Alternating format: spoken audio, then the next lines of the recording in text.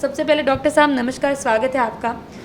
Doctor साहब, सबसे पहली चीज़ मैं यही समझना चाहूँगी कि कमज़ोर बच्चा जो है, किस वेट के बच्चे को कमज़ोर बच्चा के कैटेगरी में डाला जाता है? अगर बच्चा 2.5 kg से कम हो तो उसको हम लोग कमज़ोर कैटेगरी में डालते हैं। और अगर प्रेगनेंसी के दौरान 37 वीक्स के से कम पहले बच्चा पैदा हो गया तो उसको प्री मैच्योर बच्चा कहते हैं। 37 वीक्स के बाद पैदा हुआ तब उसको मैच्योर बेबी कहते हैं। तो अगर 2.5 kg से कम हो या 37 वीक्स ऑफ प्रेगनेंसी से पहले उसका डिलीवरी हो गया हो तो ऐसे बच्चों को हम लोग कमज़ोर बच्चा कहते हैं या लो बर्थ वेट बेबी कहते हैं। जी। डॉक्टर साहब, बच्चों के कमज़ोर पैदा होने के पीछे क्या कारण है? क्या कोई डाइट की प्रॉब्लम है या फिर किसी बीमारी की वजह से ऐसा हो सकता है?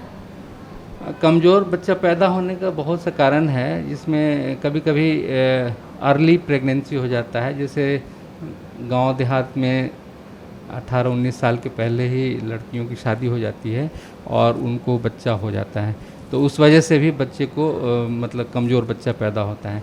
दूसरा है कि दो डिलीवरी के बीच में अगर समय कम हो, अमूमन 3 साल के बाद ही दूसरा बच्चा पैदा होना चाहिए, लेकिन अगर डिलीवरी में 3 साल या उससे कम हो तब फिर वैसे भी उसमें भी बच्चों को कमज़ोर पैदा होने का शंका रहता है। तीसरी बात है कि अगर माँ अपने गर्भवती होने के दौरान खाने पीने पर ध्यान नहीं दें, रेस्ट नहीं लें और उन अपना समुचित इलाज नहीं कराएं, डॉक्टर से चेकअप नहीं कराएं समय समय पर, तब भी कभी कभी बच्चा कमज़ोर पैदा होने का डर रहता है। जी। डॉक्टर जी। खासकर एनीमिया अगर हो, खून की कमी हो जाती है, उसके कारण भी बच्चा कमज़ोर पैदा होता है। जी। डॉक्टर साहब, अगर बच्चा कमज़ोर पैदा होता है तो उसके बाद माँ-बाप जो हैं वो बच्चे के स्वास्थ्य को सुधारने के लिए क्या कर सकते हैं? कैसे उसका वेट जो है वो नॉर्मल हो सकता है? बच्चा कमज़ोर हो या फिर नॉर्मल हो, हर माँ को चाहिए कि वो सिर्फ़ और सिर्फ केवल माँ का दूध पिलाएं। क्योंकि हम लोग गांव देहात में देखते हैं कि अक्सर बच्चा को अपना दूध के साथ साथ ऊपर वाला दूध भी देना शुरू कर देते हैं। उनको ये लगता है कि मैं बाहर का दूध पिलाऊंगी तो बच्चा मेरा जल्दी स्वस्थ हो जाएगा या जल्दी बड़ा हो जाएगा। ऐसा नहीं है, उसमें तरह तरह की बीमारियां होने लगती हैं।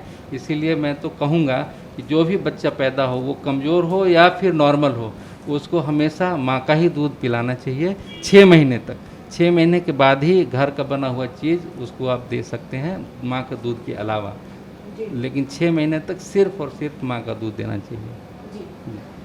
डॉक्टर साहब, कई दफ़ा माता-पिता को ये भी शिकायत होती है कि 1 डेढ़ साल का होने के बावजूद बच्चा जो है वो काफ़ी ज़्यादा पतला-दुबला रह जाता है, कितना भी खिला-पिला लो, वेट जो है उसका नहीं बढ़ता है।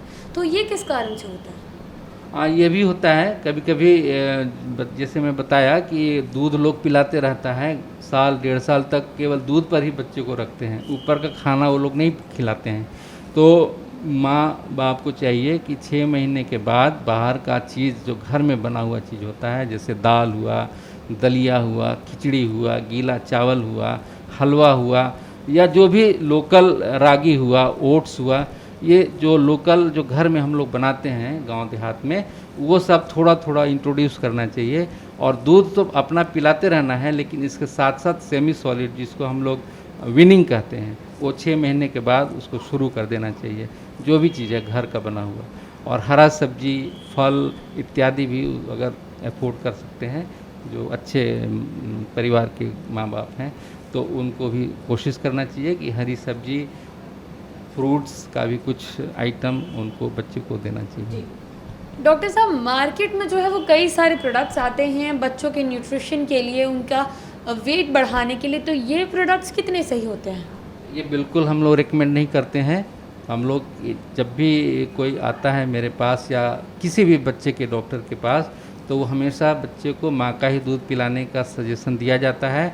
और घर में बनी हुई चीज़, वो चाहे जैसे मैं बताया, दाल हो, दलिया हो, खिचड़ी हो, चावल हो, जो भी चीज़ घर में उपलब्ध है उसी का सेवन कराना चाहिए बच्चे को। बाहर का आइटम्स देने का ज़रूरत नहीं है। और वो हम लोग कभी भी सजेस्ट नहीं करते हैं कि मार्केट का बना हुआ चीज़, जो एडवर्टीजमेंट लोग दिखाता है तरह तरह का, उससे कोई फ़ायदा नहीं होता है। सिर्फ़ और सिर्फ घर का बना हुआ चीज़ माँ के दूध के अलावा देना चाहिए।